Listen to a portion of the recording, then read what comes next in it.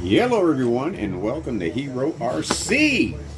It's a great day because I ain't gotta work. And I ain't gotta work tomorrow. Not on the job anyway, but I gotta work around my property.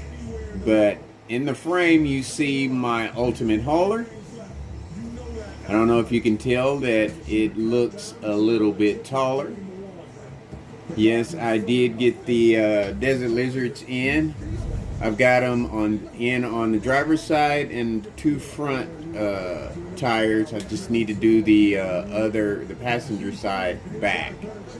And to me, it looks like it might be able to do a little something out there on the trail course.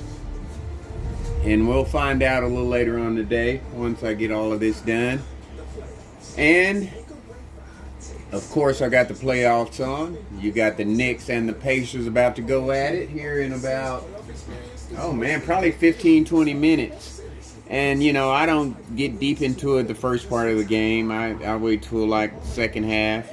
And you know, I'll watch some of it at the first half, you know, for cool plays and all of that.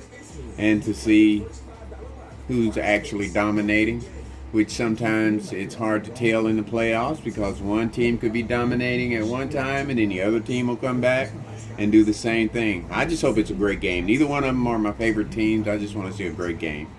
But let's do a measurement on this Ultimate Hauler and see how high it is. I'm going to compare the height. Okay. The driver's side to the passenger side. Driver's side is a little bit under 6.5 inches. And just sitting here looking at it, I could see that this side, the driver's side, is higher than the passenger side. But let's take a look. Uno momento.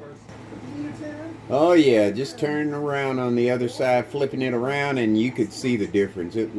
I mean, part of the lean is because the other side is higher, but you can tell that there is a big difference in the height. So it might be able to do a little bit out there on the trail. I'm curious to find out.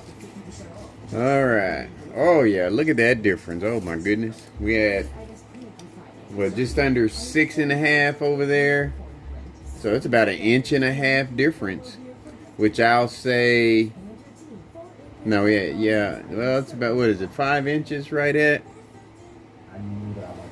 Let's see if we can zoom in on that. Got it centered. Yeah, it's about 5 inches compared to 6.5 on the other side, if I remember correctly. There's so much ease with using BetterHelp. There's so much more 6.5. Wow, that is a big difference. The front, I didn't even get to measure.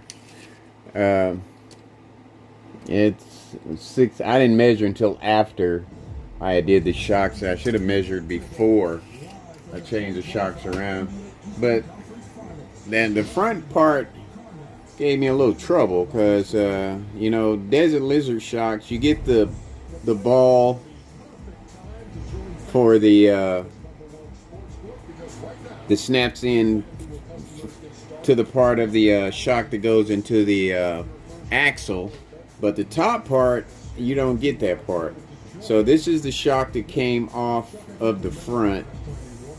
I had to take the spacer out of this one and put it on the Desert Lizard for the front to work, and they snapped on up, and I had to make that hole a little bit bigger, but it worked. I reamed it out just enough where I could take my shock tool and pop it in there. I didn't want it to just sit in there.